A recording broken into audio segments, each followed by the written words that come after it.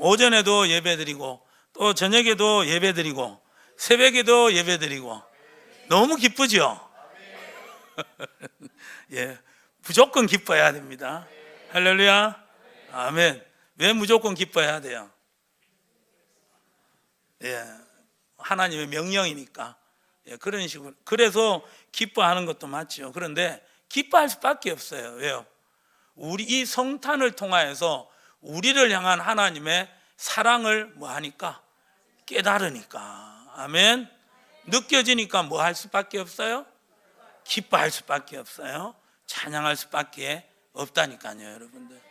우리를 향한 정말 상상도 하지 못할 하나님께서 인간의 몸을 입고 이 땅에 내려오시는 그 내리 사랑의 역사, 그 사랑이 우리 가운데 흐르고 있다니까요. 그리고 우리를 향한 하나님의 사랑은 희생적 사랑이에요.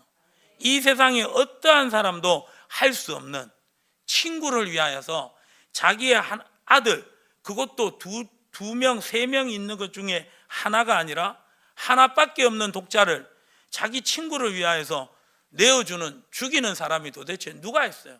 이 세상은 아무도 없다라는 거예요. 그런데 하나님께서는 자기의 하나밖에 없는 독생자 외아들을 우리를 위하여서 죽이셨다니까요. 그것은 이 세상에서 찾아볼 수 없는, 이건 하나님의 사랑이라는 거예요. 하늘의 사랑이라는 거예요. 그 사랑을 지금 우리가 받고 있는 줄 믿습니다. 그리고 우리를 향한 그 사랑은 포기하지 않는 사랑이에요. 반드시 구원이라는 그 목적을 이루고야만은 하나님의 사랑인 줄 믿습니다. 그 사랑 때문에, 그 사랑이 있으니까 우리는 어떤 순간 가운데서도 기뻐해야 되는 거예요. 찬송해야 되는 거예요. 경제적으로 힘들어서, 사회적으로 혼란스럽고 마음의 병이 있다 할지라도, 우리의 몸이 아프다고 할지라도, 짜증나고 정말 감정적으로는 기뻐하고 찬양할 수 없는 순간에도 우리는 뭐부터 해야 되는 거예요? 기뻐해야 되는 거예요. 찬양해야 되는 거예요. 아멘. 왜요? 우리를 향한 하나님의 사랑은 엄청난 사랑이에요. 그래서 그 사랑 우리가 받고 있다라는 것을 늘 묵상하세요. 정말 기분이 나쁠지라도, 정말 어려움이 있을지라도 우리를 향한 하나님의 사랑은 영원합니다. 완전한 하나님의 사랑이 흐르고 있습니다. 구원이라는 그 목적을 이루기 위하여서 하나님의 사랑은 우리 가운데 완전하게 흐르고 있는 줄 믿습니다. 마침내 완전한 구원을 이루고야만은 그 하나님의 사랑이 우리 가운데 흐르고 있다니까요. 아멘. 그래서 우리는 무조건 기뻐해야 돼요. 우리는 무조건 감사해요. 그러면 분명히 하나님께서 준비하신, 목적하신 놀라운 여러분들 구원의 역사를 꼭 보게 되는 줄 믿습니다. 아멘. 오늘 본문에도 이 하나님께서 이 하나님의 사랑을 확증한 한 사람, 그러므로 말미암아 절대 세상 사람들처럼 살아갈 수 없는 한 사람을 소개하고 있습니다. 오늘 이 27장에 보면은 이제 사도 바울이 어디로 압송되어 이제 나아갑니까? 로마로 압송되는 거예요. 그런데 이 로마로 압송되기 전에 이 유대 감옥에, 특별히 가이사라 항구 감옥에 몇 년 동안 죄수의 신분으로 갇혀져 있었죠. 2년이라는 시간 동안 갇혀 있었다는 거예요. 그 2년의 시간 동안 그 감옥에서 나오는 어떤 그런 놀라운 하나님의 구원이 이루어지는 것이 아니라 이제는 로마로 죄수의 신분으로 가게 되는 그런 상황이 맞닥뜨려졌다라는 것이죠. 그 가운데 사도 바울은 2년 동안 하나님 앞에 감옥에서, 하나님 이 감옥에서 꺼내 주시옵소서, 이 감옥에서 꺼내 주셔서 제가 로마로 가야 되는데 죄수의 신분이 아니라, 오해받고 억울한 누명을 쓴 죄수의 신분이 아니라 자유인의 신분으로, 정말 하나님 그 빌립보 감옥에서 바울과 신라와 함께 이 바울 자신이 그 깊은 빌립보 감옥에 갇혀 있을 때, 기도하고 찬양했을 때 옥문이, 이 착고가 풀어지고 옥문이 열리는 가운데 놀라운 구원의 역사가 일어났지 않습니까? 하나님이 가이사라 감옥에도 그런 역사가 일어나게 하여 주시옵소서. 얼마나 그런 기도를 드렸겠어요. 그런데 그 기도가 응답되지 않았다라는 거예요. 그 가운데 사도 바울은 이 로마로 압송되는 이런 과정 중에 인간적인 어떤 감정으로는 굉장히 낙심할 수가 있고 좌절할 수가 있다라는 것이죠. 그런데 사도 바울은 낙심하지 않아요. 좌절하지 않아요. 끊임없이 생명을 나타내고 전하고 있었다라는 것이죠. 오늘 이 사도 바울이 이 배를 탔는데 2절에 보면은 사도 바울이 제일 처음에 탄 배가 여러분들 무슨 배인 줄 아나요? 아드라 무떼노라는 배예요. 그러니까 가이사라 항구에서 이름도 아드라 무떼노라는 배를 타고 이제 어디로 가느냐 하면은 시돈으로 가게 된다라는 거예요. 그러니까 가이사라 쪽에서 로마가 이쪽이면 바로 이렇게 가는 것이 아니라 이렇게 올라갔다, 위쪽으로. 그래서 위쪽으로 올라가서 여러분들 6절의 말씀이 오면은 거기서 백부장이 어디로 가는 배? 이달리아로, 로마로 가는 배를 구했는데 그 배 이름이 뭐라고요? 알렉산드리아 배. 이제 그 배를 타고 로마로 가게 되었다라는 것이죠. 그런데 이 로마로 가는 부분에 있어서 어떻게 보면은 그 백길이 그렇게 순탄하지 않다 하는 그런 것을 보여주는 어떤 구절이 있는데, 그게 7절에 보면은 배가 더디가 여러 달 만에 어떻게 해요? 간신히. 그리고 8절에도 뭐라고요? 간신히 그 연안을 미양이라는 곳에 이르러 라세아시에서 가깝더라. 그러니까 지금 배가 간신히 간다라는 거예요. 그만큼 지금 백길이 좋지 않다라는 거예요. 뭔가 백길이 굉장히 위험하다라는 것을 암시하는 그런 부분이죠. 자, 그러는 가운데 이제 이 바울이 그 배의 선주에게 이런 얘기를 하게 됩니다. 자, 9절. 여러 날이 걸려 금식하는 절기가 이미 지났으므로 항해하기가 뭐하다? 위태하다. 바울이 그들을 권하여 말하되, 시작. 여러분이여, 내가 보니 이번 항해가 하물과 배만 아니라 우리 생명에도 타격과 많은 손해를 끼치리라 하되. 하물과 배만 아니라 뭐해도? 생명에도 타격과 많은 손해를 끼치리라, 그렇게 이야기한다라는 것이죠. 결국 이 말은 바로 뭐냐면은 사도 바울이요, 지금 감옥에 같이 2년 동안 갇혀 있다가 죄수의 신분으로 로마로 가는 부분에 있어서 자기가 죄수라는 부분에 있어서 크게 연연하지 않는다라는 거예요. 영향받지 않아요. 자기가 2년 동안 그 감옥에서 하나님 앞에 간절히 기도했을 때 하나님께서 구원을 베풀어 주지 않는 그런 상황 부분에 있어서 사도 바울의 낙심이 없어요. 오히려 끊임없이 사람들을 생각하는 거예요. 같이 배 안에 있는 276명의 그 사람들의 생명만 생각하고 있다라는 것이죠. 지금 다른 사람 신경 쓸 때입니까? 지금 자기가 신경 써야 되는데, 여러분들, 이 사도 바울이 이 로마로 압송되는 부분에 있어서 계속해서 믿음의 사람으로서 그 마음 상태를 계속해서 유지하고 있다는 거예요. 믿음의 사람은 자기만 신경 쓰는 것이 아니라 다른 사람들을 신경 쓴다라는 거예요. 다른 사람들의 구원을 신경 쓴다라는 거예요. 어떻게 이럴 수 있었을까? 2년 동안 바울이 감옥에서 내면적으로 잘 준비됐다, 뭐 그런 부분도 있지만요, 하나님께서 이 바울을 위로하셨다라는 거예요. 자, 27장 1절에 보면은 2절에 보면은 아드라 무떼노 배에 올라서 마게도냐에 누구하고 함께 가는 거예요? 데살로니가 사람 아리스다고. 그러니까 데살로니가 지역 전도하게 될 때 그때 동력자를 얻었는데 아리스다고가 함께 바울과 동력한다는 거죠. 자, 3절에 보면은 이튿날 어디에 되니? 시돈에 되니 율리오가, 이 바울을 압송하는 로마의 군대 장관 천부장이죠. 율리오가 바울을 친절히 대하여 어떻게 해요? 친구들에게 가서 대접받기를 허락하더니, 여기도 친구들이란 누구일까요? 사도 바울의 복음 동력자들이에요. 위로받게 하셨다는 거예요. 그리고 4절, 또 거기서 우리가 떠나가다가 맞바람을 피하여 어디를 지나가는 거예요?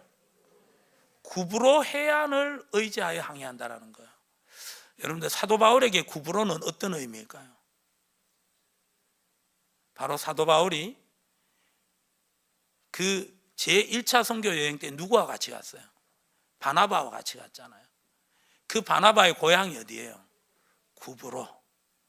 여러분들 이 구브로로 바울의 1차 선교 여행 때 그 했던 그 구브로 해안을 쭉 지나가는 거예요.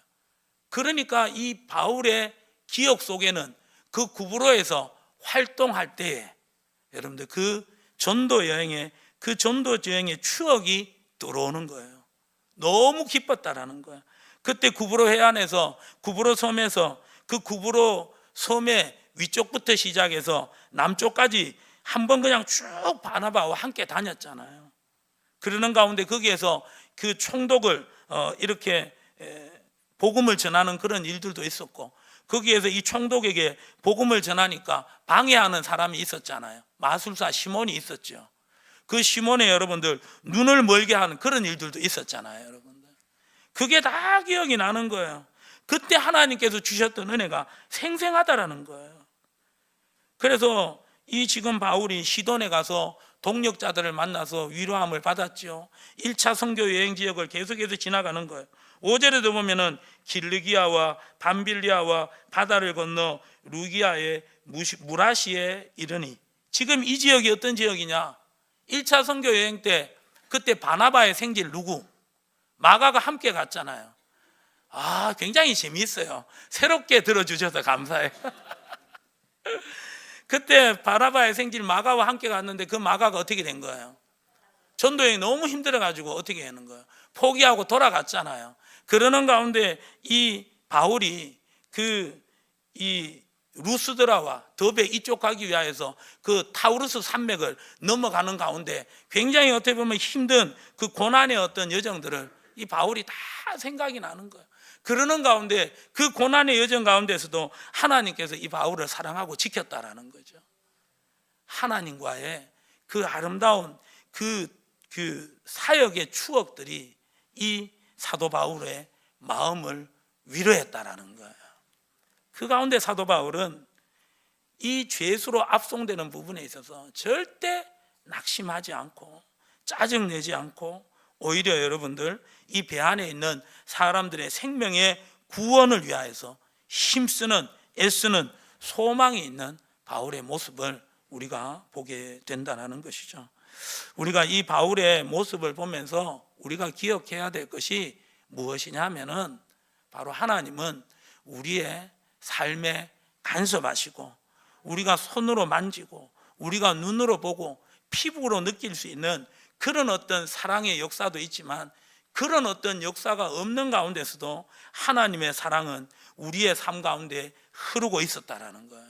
지키고 보호하여 주셨다라는 것이고, 그 구원의 그 목적을 향한 그 하나님의 중단 없는 사랑은 계속적으로 사도 바울의 삶에 부어졌고 우리의 삶에도 부어지고 있는 줄 믿습니다. 아멘.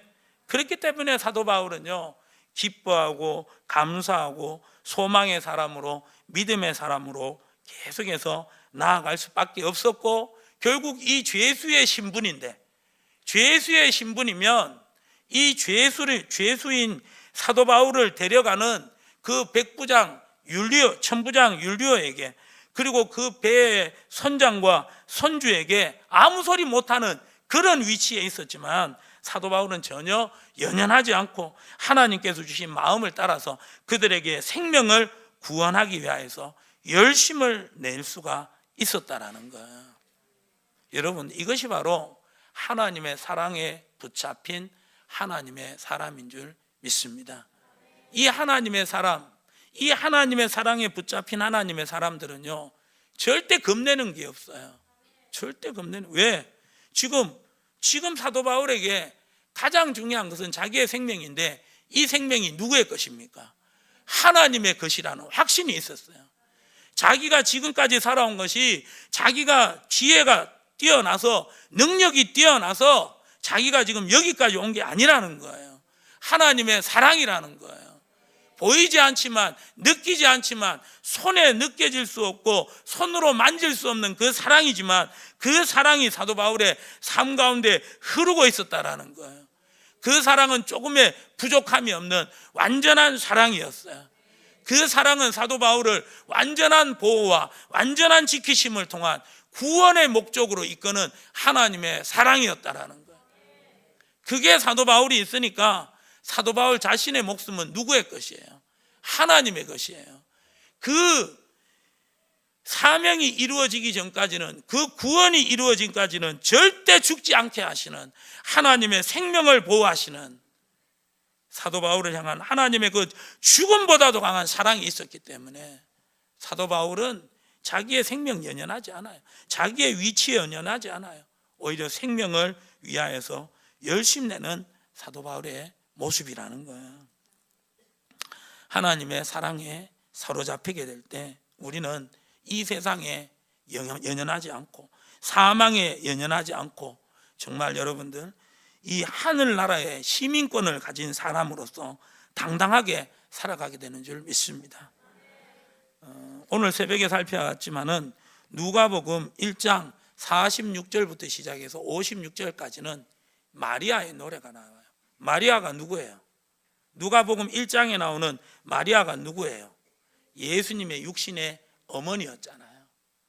그런데 이 마리아가 누가복음 1장 46절에서 56절까지 찬양할 만한 그런 어떤 좋은 상태가 아니었다라는 거예요.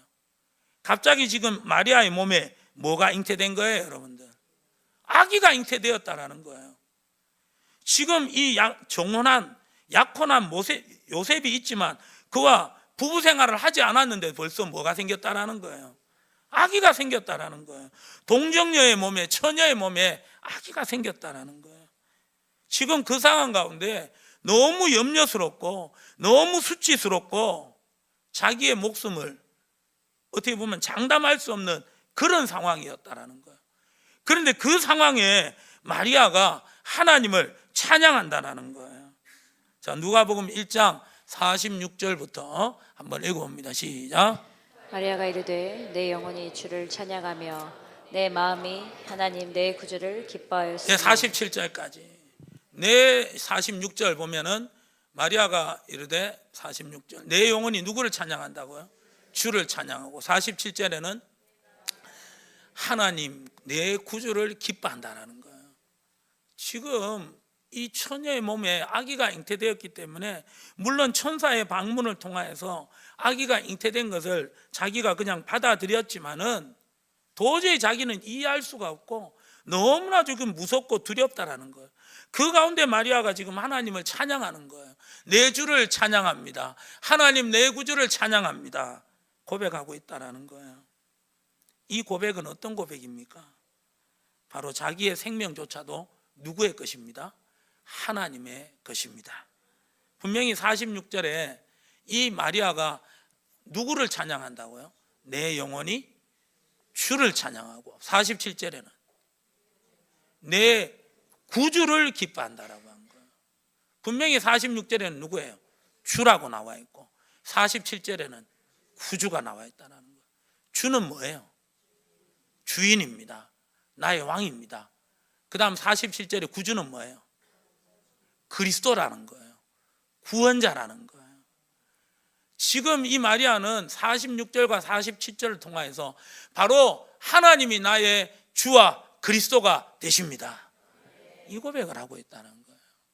이 고백이 바로 초대교회 성도들의 고백이었잖아요. 너희가 십자가에 못 박아 죽인 그 예수를 하나님이 주와 그리스도가 되게 하셨다. 마태복음 1장 21절에 아들을 낳으리니 그 이름을 예수라 하라. 이는 그가 자기 백성을 저희 죄에서 구원할 자이다. 23절 처녀가 잉태하여 아들을 낳을 것이요 그 이름을 임마누엘이라 하리라. 임마누엘의 뜻이 뭐예요? 하나님이 우리와 함께 하신다. 하나님이 우리의 주인이다. 아멘. 그래도 예수 이름에는 바로 예수님이 우리의 주님이십니다. 우리의 구원이십니다. 이 두 가지 이름이 딱 들어가고 있다는 거예요. 지금 마리아는 바로 하나님이 나의 주가 되십니다. 바로 하나님이 나의 구원이 되십니다. 이 고백이 하는 거예요. 하나님께서 원하시는 고백 다 하는 거예요. 이 고백은 어떤 고백입니까? 내 인생은 하나님의 것입니다. 나의 목숨조차도 하나님의 것입니다. 하나님께서 시작하셨으니 하나님이 책임집니다. 하나님의 사랑으로 내가 잉태했습니다. 그 사랑으로 하나님께서 내 목숨을 인도해 가실 줄 믿습니다. 책임져 지실 줄 믿습니다. 아멘. 그게 마리아의 고백이에요. 마리아의 그 고백도 어떻게 나왔을까요? 바로 하나님의 사랑에 사로잡힌 마리아의 고백인 줄 믿습니다. 여러분들, 이 마리아의 고백이 우리의 고백이 될 수 있기를 예수님의 이름으로 축복합니다. 그래서 그 하나님의 사랑, 그 완전한 희생적 사랑, 그리고 완전한 구원을 목적으로 하여서 끝까지 그 구원이 이루어지기 전까지 떠나지 아니하시고 버리지 아니하시고 그 구원을 이루어가기까지 끝까지 우리를 지키시고 보호하시는 그 하나님의 사랑, 그 하나님의 사랑에 사로잡히면 어떻게 되는 줄 알아요? 나의 모든 것이 다 누구의 것이라고 고백합니까? 하나님의 것이라고 고백 안 할 수가 없어. 왜? 지금까지 살아온 것이 내가 잘나서 살아온 것이 아니라 무엇 때문에 살아왔다고요? 하나님의 사랑. 그렇게 두드려도 나는 설교할 거예요. 여러분들, 왜요? 하나님의 사랑이 나를 붙들고 있는데 아무리 전도할 때 뭘 하더라도 여러분들, 저는 전도할 거예요. 여러분들, 왜요? 하나님의 사랑이 나를 붙들고 있기 때문에. 아멘. 그래서 하나님의 사랑에 붙들린 사람은요, 자기 게 없어져요. 모든 것이 다 누구의 것이니까. 내가 가지고 있는 것, 이거 내가 잘나서 다 소유한 것이 아니라 하나님의 사랑으로 하나님이 나를 사랑하셔서 주신 거라는 거예요. 아멘. 앞으로도 하나님께서 내게 필요한 거 주실 것이라는 거예요. 아멘. 그래서 하나님의 사랑에 사로잡히지 못하는 사람들이 자꾸 자기의 것을 찾는 거예요. 자꾸 내 거라고 하는 거예요. 자꾸 내 거라고 하니까 잊어버렸을 때, 잃어버렸을 때 막 열받는 거예요. 막 짜증내고 화내는 거예요. 자기 거니까. 그런데 그게 누구의 것이다? 하나님의 것이었다. 정확하게는 내가 잃어버린 것이 아니라, 손해본 것이 아니라 하나님께서 나에게 필요 없으니까 가져갔다라는 거예요. 하나님의 사랑에 사로잡히면 내 것이라고 주장하지 않아요. 모두 다 누구의 것입니다? 하나님의 것입니다. 고백하게 되는 것이고, 그럼 목숨 내놓고 살아가는 거예요. 목숨 내놓고 자기를 죽기까지 사랑하신 그 예수님을, 그 하나님의 사랑을 전하게 되는 줄 믿습니다.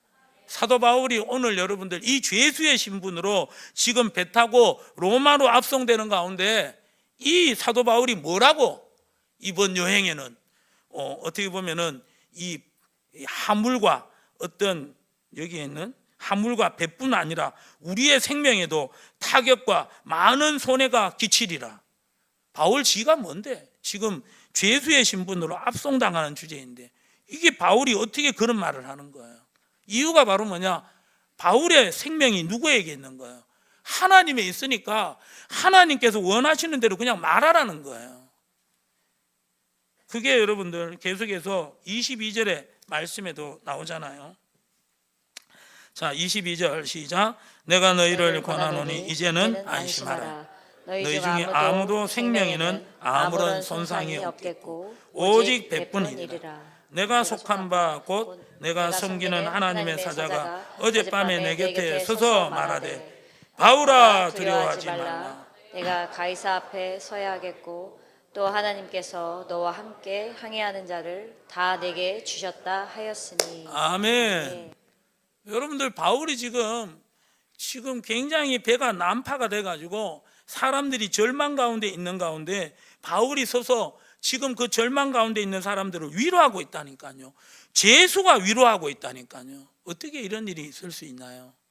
하나님의 사랑에 사로잡힌 거예요. 지금 바울은 자기의 모든 것은 자기 게 아니라는 거예요. 누구라는 거예요? 하나님이에요. 그러니까 하나님께서 말씀하라는 대로 말하는 거예요.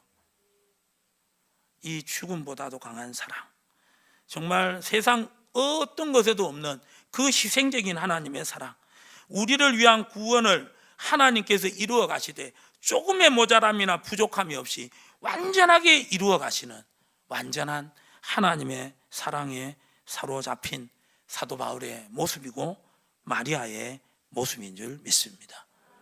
그게 여러분들 시편 29편으로 가면 누구의 고백이 되는 거예요? 다윗의 고백이 되는 것이잖아요. 여호와는 나의 목자시니 내게 부족함이 없으리로다. 다시 한번 말씀드리지만 시편 23편은 다윗이 왕되었을 때 지은 시가 아니에요. 한참 여러분들 이 사울과 4,000명의 군사들에게 쫓겨다닐 때라고 해요. 여러분들 4,000명의 군사들이 강원도보다 조금 큰 그 이스라엘 전역을 이잡듯이 뒤져가지고 지금 다윗을 잡아 죽이려고 하는 그런 상황이었다라는 거예요. 그 상황 가운데서 어떻게 하나님은 나의 목자가 되셔서 나는 부족함이 없습니다 이렇게 고백할 수 있는 거예요. 이거는 지금 이 다윗이 완전한 하나님의 사랑에 사로잡혀 있다라는 거예요. 내 모든 것은 전적으로 하나님의 것입니다. 하나님이 나를 완전한 구원으로 이루어 주시는 줄 믿습니다. 만약에 여기서 산다면 하나님의 은혜고 살지 못하더라도 저는 하나님께 원망하지 않겠습니다. 더 좋은 천국으로 인도함을 받으니까 그것 또한 감사합니다. 아멘. 그게 바로 다윗의 고백이고, 그래서 다윗이 마지막에 다시 한번 자기의 심령을 하나님 앞에 확정하며 고백하잖아요. 시편 23편 6절이 뭐예요? 마지막이 내 평생에 여호와의 선하심과 인자하심이 반드시 나를 따르니니 내가 여호와의 집에 영원히 거하리라. 아멘. 여호와의 집에 내가 왕궁에 들어가서 왕노릇 할 것이다. 아니 그렇게 얘기 아니에요. 내가 여호와의 집에 들어가서 영원히 예배와 경배로 하나님의 이름을 찬양하며 높이만 할 것이다. 완전한 하나님의 사랑, 여러분들 사로잡힌 다윗의 모습이고 사울의 모습이고 마리아의 모습입니다. 이런 삶은 현실에 연연하지 않아요. 현실을 초월해 버리는 거예요. 사망에 눌리지 않아요. 영향받지 않아요. 여러분들 이 다윗의 모습이, 사울의 모습이 우리의 모습이 될 수 있기를 예수님의 이름으로 축복합니다. 그런 모습이 되라고 오늘 말씀을 우리 가운데 주신 줄 믿으시고, 아멘. 이 우리를 향한 하나님의 사랑을 확정하십시오. 절대 의심하지 마십시오. 절대 나를 떠나지 아니하십니다. 절대 나를 버리지 아니하십니다.